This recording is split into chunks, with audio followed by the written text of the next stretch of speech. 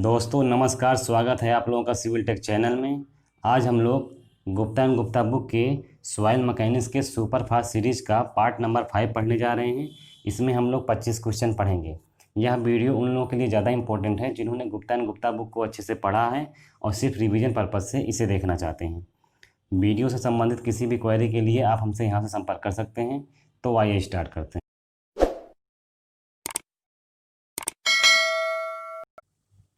101 number question दिया है। कह रहा in a consolidated drain test on a normally consolidated clay the volume of the soil sample during the shear. क्या दिया हुआ है? कह रहा है कंसोलिडेटेड ड्रेन टेस्ट में on a normally consolidated clay पर जो volume of the soil sample होता है ड्यूरिंग द सीयर क्या होता है? तो करेक्ट आंसर आपका यहाँ पर ए हो जाएगा, डिक्रीज कर जाता है। क्या होता है? डिक्रीज कर जाता है। 101 का ए वाला आंसर क्या हो जाएगा? करेक्ट हो जाएगा। 102 नंबर क्वेश्चन दिया है। कह रहा था Skempton pore pressure coefficient B for the saturated soil. क्या दिया है? क्वेश्चन अच्छा है। कह रहा है कि Skempton pore pressure coefficient B for the saturated soil के लिए कितना मान होता है इसका? तो करेक्ट आंसर आपका ए हो जाएगा, 1 होता है। क्या होता है? 1 होता है। करेक्ट आंसर आपका ए हो जाएगा। इसके बाद आपका 103 नंबर क्वेश्चन दिया है। 103 नंबर क्वेश्चन में कह रहा है कि shear strength of the soil is a unique function of. क्या दिया है? जो शेयर स्ट्रेंथ होता है किसका? किसी भी सॉइल का एक यूनिक फंक्शन होता है। किसका फंक्शन होता है? इफेक्टिव स्ट्रेस ओनली, यानी ए वाला आंसर इसका भी करेक्ट हो जाएगा। इफेक्टिव स्ट्रेस का ही क्या होते हैं? यूनिक फंक्शन होता है। तो 103 का ए वाला आंसर यहाँ पर क्या हो जाएगा? आपका करेक्ट हो जाएगा। उसके बाद 104 नंबर क्वेश्चन दिया है। 104 नंबर क्वेश्चन में कह रहा है कि in a deposit of normally consolidated clay. क्या दिया है? नॉर्मली कंसोलिडेटेड क्ले के डिपॉजिट में क्या होता है? करेक्ट आंसर आपका सी हो जाएगा। Effective stress and undrained strength increase कर जाता है but depth with the depth, यानी डेप्थ के साथ में, but water content decrease with the depth. क्या दिया है क्वेश्चन में? यानी कह रहा है कि नॉर्मली कंसोलिडेटेड क्ले की जो डिपॉजिट में क्या होता है, जो इफेक्टिव स्ट्रेस होता है और अनड्रेन्ड स्ट्रेंथ होता है वो इंक्रीज कर जाता है डेप्थ के साथ, और वाटर कंटेंट जो होता है वो डेप्थ के साथ क्या होता है? डिक्रीज कर जाता है। 104 का सी वाला आंसर यहाँ पर क्या हो जाएगा? करेक्ट हो जाएगा। इसके बाद 105 नंबर क्वेश्चन दिया है। इसमें कह रहा है सिलेक्ट द इनकरेक्ट स्टेटमेंट। इसमें से कौन सा इनकरेक्ट स्टेटमेंट है ये आपको बताना है। दिया है effective angle of sharing resistance, यानी शेयरिंग रेजिस्टेंस का जो इफेक्टिव एंगल होता है क्या होता है वो? तो करेक्ट आंसर यहाँ पर आपका सी करेक्ट आंसर हो जाएगा। जो effective angle of sharing resistance, यानी शेयरिंग रेजिस्टेंस का जो इफेक्टिव एंगल होता है क्या होता है वो? तो करेक्ट आंसर सी हो जाएगा। Is limited to the maximum value of 45 degree. क्या होता है? Is limited to the maximum value of 45 degree. ये स्टेटमेंट यहाँ पर क्या दिया है? इनकरेक्ट दिया हुआ है। अगला क्वेश्चन दिया है 106 नंबर क्वेश्चन। 106 नंबर क्वेश्चन में क्या कह रहा है? कह रहा है कि unconfined compressive strength test is. क्या कह रहा है? अनकन्फाइंड कंप्रेसिव स्ट्रेंथ टेस्ट जो होता है वो क्या होता है? वो अनड्रेन टेस्ट होता है। ए वाला आंसर यहाँ पर क्या हो जाएगा? करेक्ट हो जाएगा। 107 नंबर क्वेश्चन दिया। कह रहा है ए cylindrical specimen of the saturated soil fail under N axial vertical stress of कितना दिया? 100 किलो न्यूटन पर मीटर स्क्वायर दिया। कह रहा है कि सैचुरेटेड सॉइल के सिलेंड्रिकल स्पेसिमेन में जो एक्सियल वर्टिकल स्ट्रेस दिया है कितना दिया है? इसको क्यू यू से डिनोट करते हैं। क्यू यू बराबर दिया है आपका 100 किलो न्यूटन पर मीटर स्क्वायर दिया हुआ है। आगे आपका दिया है, कह रहा है कि when it was laterally unconfined. क्या दिया है? When it was laterally unconfined the failure plane was incline to the horizontal plane at an angle of 45 degree. The value of cohesion आपसे पूछ रहा है और एंगल ऑफ इंटरनल फ्रिक्शन पूछ रहा है द सॉइल का। तो पहले हम लोग समझते हैं कि वैल्यू ऑफ कोहेंशन को सी से डिनोट करते हैं। फार्मूला क्या होता है? सी बराबर होता है क्यू यू बाई टू होता है। क्या होता है? सी बराबर क्यू यू बाई टू होता है। यहाँ से सी बराबर निकालेंगे तो क्यू के मान कितना दिया? 100 दिया है, बाई 2 करेंगे ये हो जाएगा 50। 50 क्या हो जाएगा? ये किलो न्यूटन पर मीटर स्क्वायर में हो जाएगा। क्या हो जाएगा? किलो न्यूटन पर मीटर स्क्वायर में हो जाएगा। लेकिन आंसर आपका न्यूटन पर एम एम स्क्वायर में दिया हुआ है। इसको न्यूटन पर एम एम स्क्वायर में जब हल करेंगे तो 0.05 न्यूटन पर एम एम स्क्वायर हमको मिल जाएगा। आगे आपका दिया हुआ कह रहा है कि एंगल ऑफ इंटरनल फ्रिक्शन बताना है। क्या बताना है? एंगल ऑफ इंटरनल फ्रिक्शन बताना है। तो इसके लिए फार्मूला होता है थीटा बराबर क्या होता है? 45 डिग्री प्लस 5 होता है। क्या होता है? थीटा बराबर 45 डिग्री प्लस 5 होता है। थीटा का मान कितना दिया? 45 डिग्री दिया हुआ है और यहाँ पर 45 डिग्री रखेंगे और प्लस 5 रखेंगे और 5 की वैल्यू यहाँ से निकालेंगे तो कितना आ जाएगा? 0 हो जाएगा। क्या हो जाएगा? 0 हो जाएगा। तो इस प्रकार से हमारा कौन सा आंसर करेक्ट हो जाएगा? बी वाला आंसर यहाँ पर करेक्ट हो जाएगा। क्या हो जाएगा? बी वाला आंसर करेक्ट हो जाएगा। इसके बाद 108 नंबर क्वेश्चन देखते हैं। 108 नंबर क्वेश्चन में क्या कह रहा है?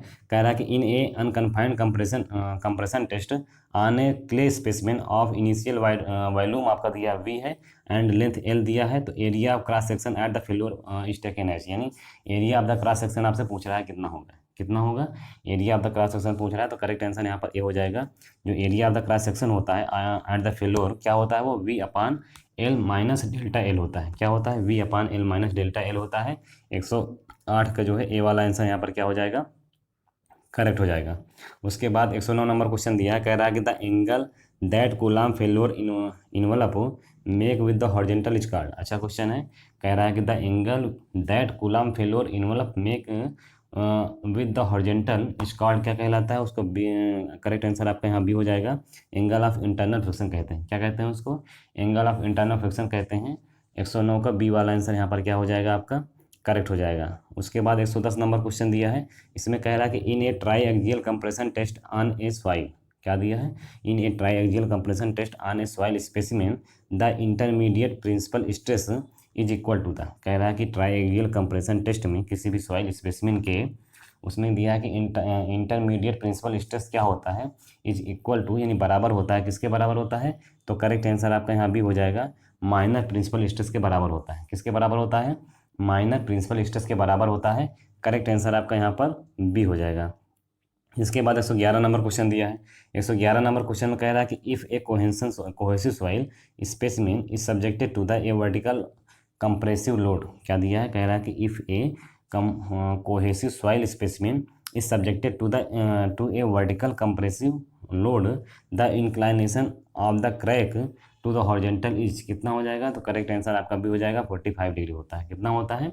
45 डिग्री होता है। बी वाला आंसर यहाँ पर क्या हो जाएगा? आपका करेक्ट हो जाएगा। उसके बाद 112 नंबर क्वेश्चन दिया है। 112 नंबर क्वेश्चन में कह रहा है सिलेक्ट द इनकरेक्ट स्टेटमेंट, इसमें से कौन सा स्टेटमेंट इनकरेक्ट है ये आपको बताना है।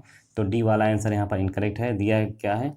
कह रहा है कि unconfined compression test can be carried out on all type of the soil, तो ये स्टेटमेंट यहाँ पर गलत दिया है। कह रहा है जो अनकन्फाइंड कंप्रेशन टेस्ट होता है ये सभी प्रकार की सॉइलों के लिए किया जाता है, तो ये स्टेटमेंट आपका जो है यहाँ पर बिल्कुल गलत दिया हुआ है। आगे आपका दिया है 113 नंबर क्वेश्चन। 113 नंबर क्वेश्चन क्या कह रहा है? कह रहा है if the shearing stress is zero, क्या दिया है? कह रहा है if the shearing stress is zero on the two plane then the angle between the two plane is, कह रहा है कि अगर शेयरिंग स्ट्रेस का मान जीरो दिया है दो प्लेनों के बीच में, तो एंगल बताना है बिटवीन द टू प्लेन, यानी टू प्लेनों के बीच में एंगल क्या हो जाएगा? तो करेक्ट आंसर आपका क्या हो जाएगा? बी हो जाएगा, 90 डिग्री होता है। क्या होता है? 90 डिग्री होता है। 113 का बी वाला आंसर यहाँ पर क्या हो जाएगा? आपका करेक्ट हो जाएगा। उसके बाद 114 नंबर क्वेश्चन दिया है। 114 नंबर क्वेश्चन में कह रहा है कि in the triaxial compression test, क्या दिया है? In the triaxial compression test the application of the addition axial stress, क्या दिया है? ट्राई एक्सियल कंप्रेशन टेस्ट में जो application of the additional axial stress है, इसको क्या बोलते हैं? डेविएटर स्ट्रेस बोलते हैं। On the soil specimen produce shear stress on, तो क्या प्रोड्यूस करता है? तो करेक्ट आंसर आपका यहाँ पर डी हो जाएगा, all plane except horizontal and vertical plane, क्या दिया है? हॉरिजेंटल और वर्टिकल प्लेन को छोड़ करके बाकी जितने भी प्लेन होते हैं उनके लिए क्या बोलते हैं? ये प्रोड्यूस करता है। तो 114 का आपका डी वाला आंसर यहाँ पर क्या हो जाएगा? करेक्ट हो जाएगा। इसके बाद 115 नंबर क्वेश्चन दिया है। 115 नंबर क्वेश्चन में कह रहा है कि द स्टेट ऑफ स्ट्रेस, क्या दिया है? State of stress on a plane incline and angle of 45 degree, तो horizontal to the horizontal plane is represented on the Mohr circle by the plane at which, क्या दिया हुआ है? कह रहा है state of stress on a plane inclined and angle of 45 degree to the horizontal plane is represented on Mohr circle by a point at which, जिस पर क्या होता है? जो नॉर्मल स्ट्रेस होता है वो क्या होता है? सिग्मा 1 प्लस सिग्मा 3 बाई 2 होता है, और जो आपका शियर स्ट्रेस होता है वो सिग्मा 1 माइनस सिग्मा 3 बाई 2 होता है। तो यहाँ पर क्या हो जाएगा? ए वाला आंसर आपका करेक्ट हो जाएगा। तो 115 का आपका ए वाला आंसर यहाँ पर क्या हो जाएगा?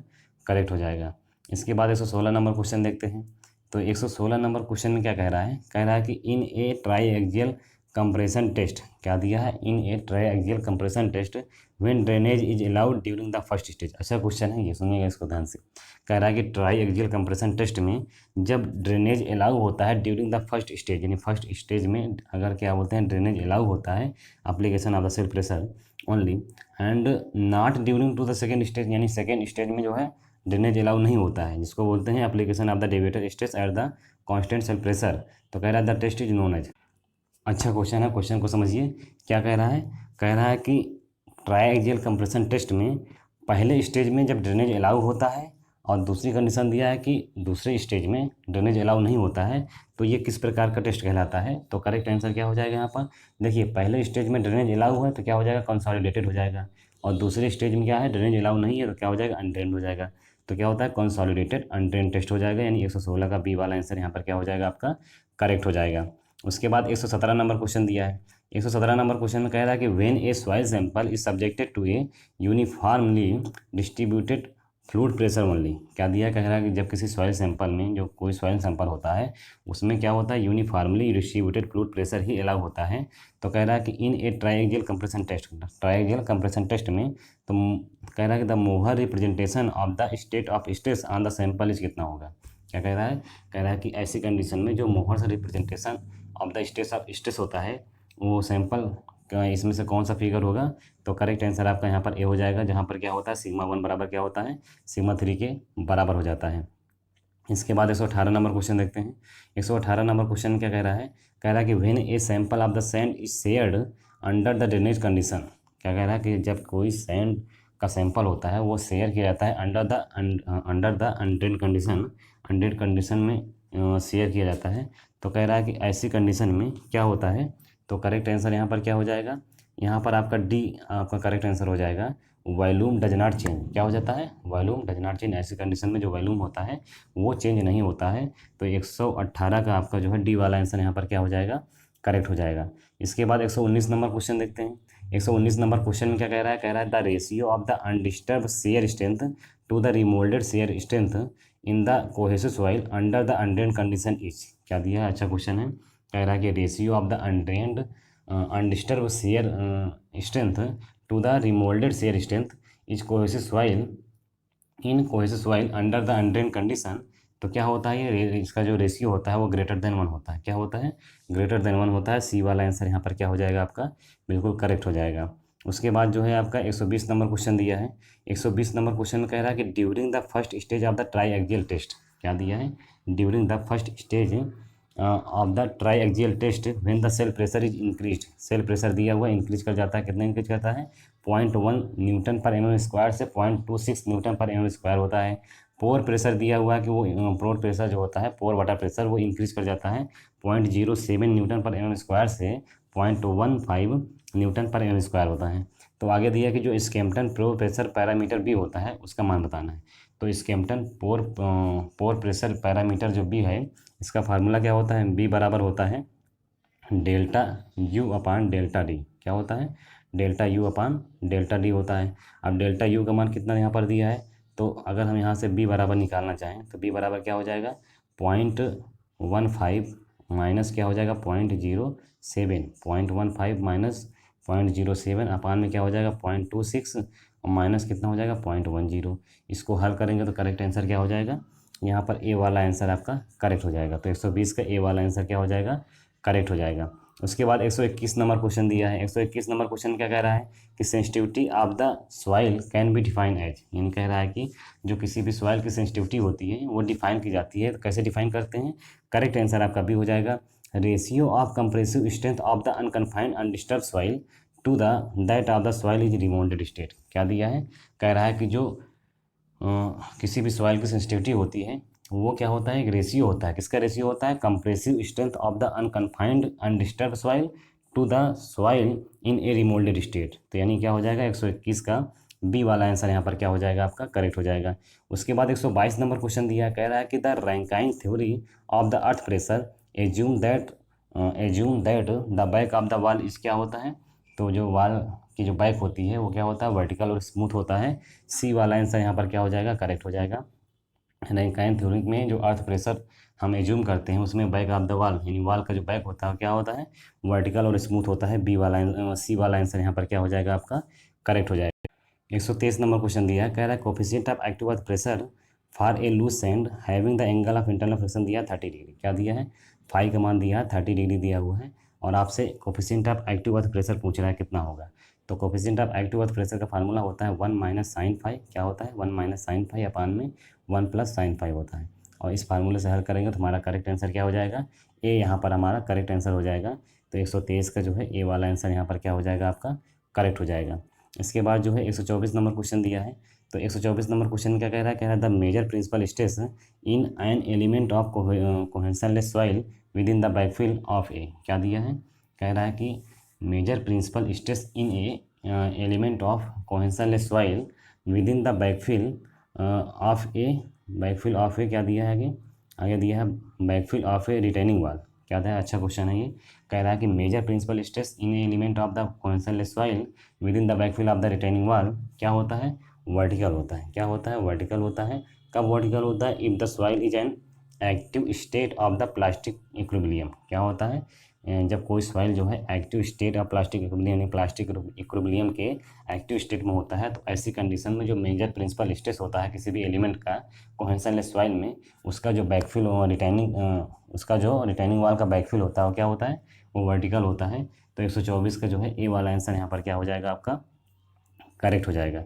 इसके बाद 125 नंबर क्वेश्चन दिया है।